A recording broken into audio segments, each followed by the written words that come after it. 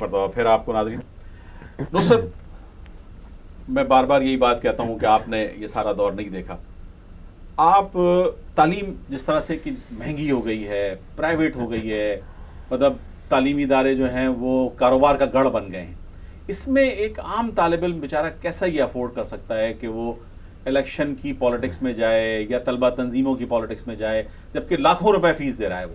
لاکھوں روپے فیس دے کر پڑھ رہا ہے. تو اس کے والدین بھی اس پر, صاحب بھائی تو چلیے جس زمانے میں صاحب بھائی تھے یا میں تھا, اس زمانے میں تو تعلیم سستی بھی تھی,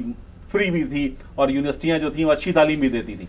تو آج کے دور میں آپ طالب علم کو کیا محسوس کرتے ہیں کہ جناب یہ طالب علم جو گھر سے نکل رہا ہے اور پڑھنے کے لیے نکل رہا ہے سر, وہ کسی اور طرف جانا ہی نہیں چاہتا, اس کو کیسے لے کر جائیں گے آپ؟ جی ہاں, میں اس کو اس طرح دیکھتا ہوں کہ پچھلے دنوں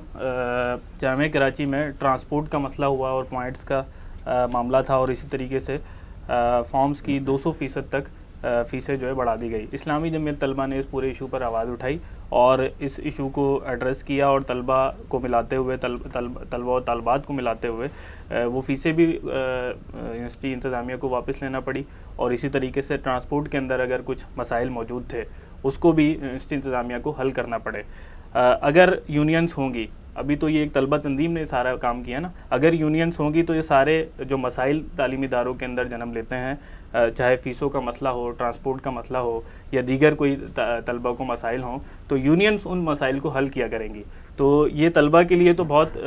مفید پلیٹ فارم ہوگا کہ وہ اپنے مسائل کو حل کروا سکیں. ابھی بھی تو ٹیچرز اس کو حل کر رہے ہیں نا, ایڈمنسٹریشن ان کو حل کر رہی ہے, مطلب ایسا تو نہیں ہے نا کہ ٹیچر طلبہ کے مسائل حل نہیں ہو رہے. آپ نے کہا فیسیں کم ہونی چاہیے, فیسیں کم کر دیں, آپ نے کہا کہ ٹرانسپورٹ صحیح ہونی چاہیے, ٹرانسپورٹ صحیح ہوگی, تو ایسا کیا تبدیلی آ جائے گی الیکشن سے آنے کے بعد بھائی؟ جی ہاں, لیکن آپ یہ دیکھیے نا کہ اس پر کسی نے آواز اٹھائی ہے تو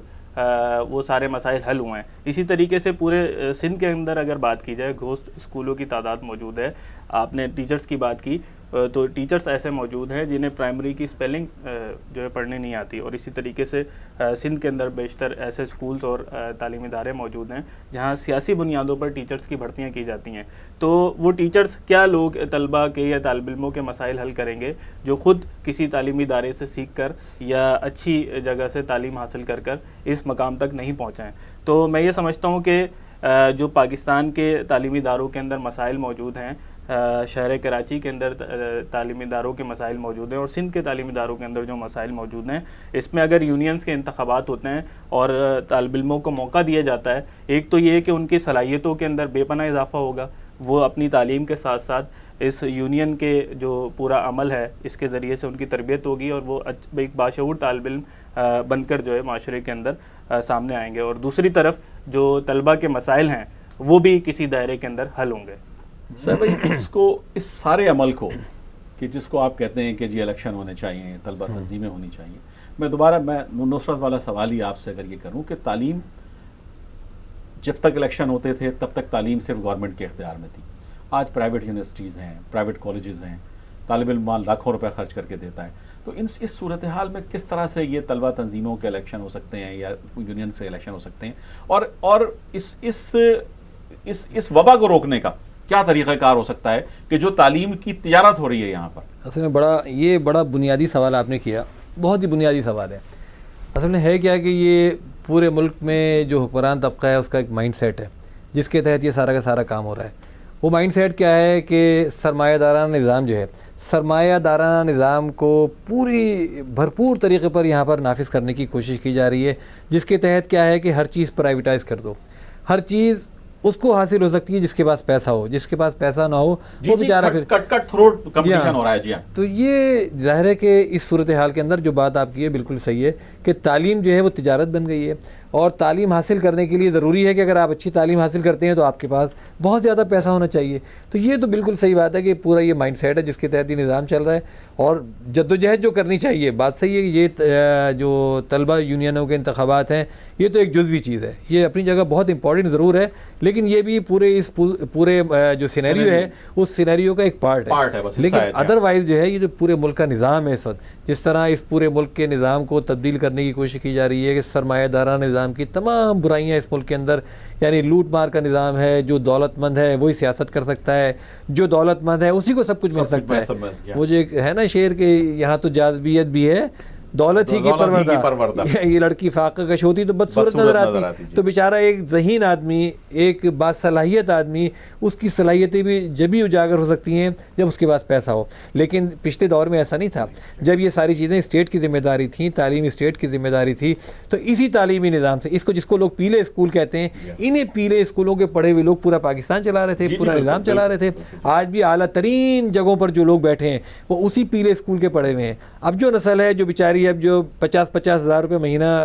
فیسیں دے کر آ رہی ہے، وہ نسل تو اب پہنچے گی، وہ بتائے گی کہ اب وہ کیا کرتی ہے. لیکن ادروائز جو پاکستان بننے سے لے کر اب تک جو نسل پاکستان چلا رہی ہے وہ تو وہی نسل ہے جس نے پیلے اسکولوں سے تعلیم حاصل کی ہے اور گورنمنٹ کے بنائے ہوئے نظام تعلیم کے اندر پورا کا پورا اس نے جو ہے وقت گزارا ہے. سر آخری سوال آپ سے بھی، اور اس کو یہ کہ آپ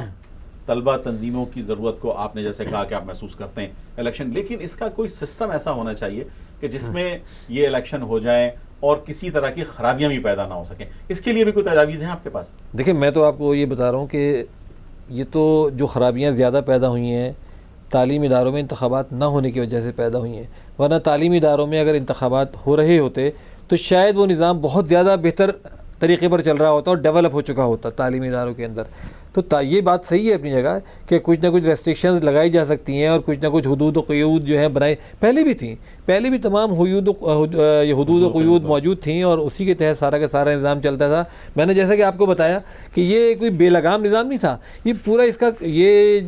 طلبہ یونین کا پورا دستور ہے جس کے اندر پورا طریقہ کار دیا ہوا ہے کہ کس طرح انتخابات ہوں گے، کس طرح یہ چلے گی اور سارا کا سارا. تو آج بھی یہ اس طریقے کے جو بھی جس بات کو ڈاکٹر اشتیاق حسین قریشی جیسے نابغہ نے سائن کیا ہو، مطلب جو بہرحال اتنا بڑا نام ہے ڈاکٹر اشتیاق حسین قریشی، وہ تو کوئی نہ کوئی دستاویز، تاریخی دستاویز ہوگی نا سر. بالکل تاریخی دستاویز ہے اور آج بھی مطلب آپ اس کے جو بھی قانون سازی کرنا چاہیں وہ کر لیں، لیکن خدا کے لیے اس نظام کو تو بحال کریں جس کی وجہ سے قوم کی جو ہے بلوغت جو ہے رک گئی ہے، نشو و نما کا عمل رک گیا ہے، انحطاط کا شکار ہے. آج کے طالب علم کے لیے اسلامی جمعیت طلبہ کراچی کے ناظم کی حیثیت سے آپ کیا سمجھتے ہیں کہ اسے کیا کرنا چاہیے؟ مطلب اسے صرف اپنی تعلیم مکمل کرنی چاہیے تاکہ وہ اچھا عہدہ حاصل کر سکے، یا یہ کہ اب جو یہ 50,000 فیسوں والے اسکول ہیں یہ تو شاید یہاں پاکستان میں رہنا بھی نہیں چاہتے، یہ تو ان کی تو منشا و مقصود یہ ہوتا ہے وہ یہاں سے فوراً چلے جائیں.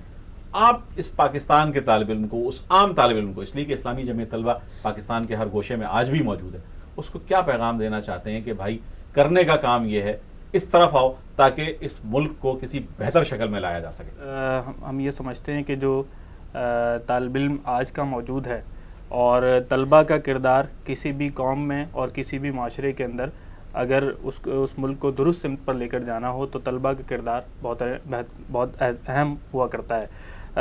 اگر ماضی پر بھی ہم نظر ڈالیں تو پاکستان بننے کے اندر بھی طلبہ کا کردار انتہائی اہم تھا اور پاکستان بننے کے لیے طلبہ نے بھرپور تحریک چلائی اور تحریک پاکستان کے اندر اپنا کردار جو ہے ادا کیا. اب پاکستان جن حالات کا شکار ہے اور جن مسائل کا شکار ہے، ہم یہ سمجھتے ہیں کہ پاکستان کا جو نوجوان نسل ہے اور پاکستان کا جو طالب علم ہے، اس کو پاکستان کو ترقی کی شاہراہوں پر لے جانے کے لیے اپنی صلاحیتوں کے اندر بھی اضافہ کرنا چاہیے اور اپنی تعلیم کے اندر بھی بہت آگے جا کر پاکستان کی کسی نہ کسی دائرے کے اندر جب وہ اسے موقع میسر آئے، جب وہ ان ایوانوں تک پہنچے جو پاکستان کو چلانے والے ادارے ہیں، ان اداروں تک پہنچ کر جب وہ پہنچے تو پاکستان کو درست سمت پر لے کر چلے اپنی صلاحیتوں کے ذریعے سے. اسلامی جمعیت طلبہ تو اس پابندیوں کے دور میں بھی اپنا تشخص برقرار رکھ پائی، وہ چلاتی رہی کسی طرح، لیکن بقیہ تو کوئی دوسری طلبہ تنظیم آپ کو اب نظر نہیں آتی کہ جس نے اپنا تشخص برقرار رکھا ہو یا پاکستان کی سطح پر وہ نظر آ رہی ہو. آپ اصل میں اسلامی جمعیت طلبہ کا تو ظاہر ہے کہ ایک بہت ہی اعلیٰ نصب العین ہے کہ جو اس بات کا محتاج نہیں ہے کہ طلبہ تنظیموں کے انتخابات ہوں یا یونینز کے انتخابات ہوں، اس کا جو اپنا نصب العین ہے اس کے تحت تو کسی بھی طرح کی پابندیاں ہوں تو وہ اس کو جاری رکھتی ہے. باقی طلبہ تنظیمیں باہر کے ان کی یہ بات صحیح ہے آپ کو کہ باقی طلبہ تنظیمیں جو ہے ان کا وجود کافی حد تک ختم ہو گیا ہے اور اس کو ظاہر ہے علاقائی سطح پر اگر کہیں کوئی موجود نہیں ہے تو وہ علاقائی سطح پر موجود ہے. ڈیوائیڈ ہو گیا، اس کے نتیجے میں لوگ لسانیت کا شکار ہو گئے ہیں، ڈیوائیڈ ہو گئے ہیں، قومیت کے شکار ہو گئے ہیں. ایک بات میں اور آخری بات کہہ کے اپنی بات ختم کروں گا کہ دیکھیں یہ جو انتخابات ہوتے تھے اور طلبہ یونینز کے، اس کے نتیجے میں جو بنیادی تبدیلی ایک طالب علم کے اندر پیدا ہوتی تھی وہ یہ کہ وہ دوسرے کے لیے کچھ کرتا تھا. یعنی اس کی سوچنا شروع کرتا جی تھا ہاں، دوسرے کے لیے کم وہ از کم. اس کو دوسرے کے لیے کچھ نہ کچھ کرنا کچھ ہوتا دینے تھا. والا بنتا تھا وہ. ہاں، اور آج جو یہ تعلیم نظام ہے اس کے اندر سیلفشنیس پیدا ہو رہی ہے، بالکل خود غرضی selfishness پیدا ہو رہی ہے. جب بچہ 50,000 روپے خرچ کر کے تعلیم حاصل کرنے جا رہا ہے، جہاں اس کو دوسرے کے لیے کچھ بھی نہیں کرنا، تو اس کا نتیجہ کیا ہوگا کہ اس کے اندر خود غرضی پیدا ہوگی. اور یہ خود غرضی پھر وہ ایک جگہ نہیں دکھائے گا، پھر وہ اپنے گھر میں بھی خود غرضی دکھائے گا، معاشرے میں بھی خود غرضی دکھائے گا، اور ملک کے ساتھ بھی خود غرضی دکھائے گا. چنانچہ اس کے نتائج جو ہے ہمیں نظر آنا شروع ہو گئے ہیں. بالکل بہت ہی خوبصورت بات صاحب آپ نے کی، اور میں آپ دونوں حضرات کا شکر گزار ہوں کہ آپ تشریف لائے. آپ کا بھی بہت شکریہ جناب، آپ نے آج اس موضوع کو زندہ کیا، اور یہ اس وقت ملک کی بڑی اہم ضرورت ہے. اللہ کرے اس کو باقی لوگ سنیں اس پر اور کوئی فیصلہ کریں. ناظرین، سیف الدین صاحب سے بات کرنا ہمیشہ میرے لیے خوشی کا باعث رہا ہے. آج ہمارے نوجوان ساتھی نصرت علی بھی موجود تھے. آپ دونوں حضرات کا بہت بہت شکریہ. طلبہ تنظیمیں کیا کام کرتی تھیں، کس طرح سے وہ دیا کرتی تھیں، کس طرح سے وہ طالب علم کی تعمیر کیا کرتی تھیں، کس طرح سے وہ ایک معاشرے کی تشکیل میں اپنا کردار ادا کرتی تھیں، اس پر گفتگو کی جناب سیف الدین ایڈوکیٹ صاحب نے اور نصرت علی صاحب نے. آپ کا بہت بہت شکریہ. انشاءاللہ ملاقات ہوگی اگلی کسی بیٹھک میں.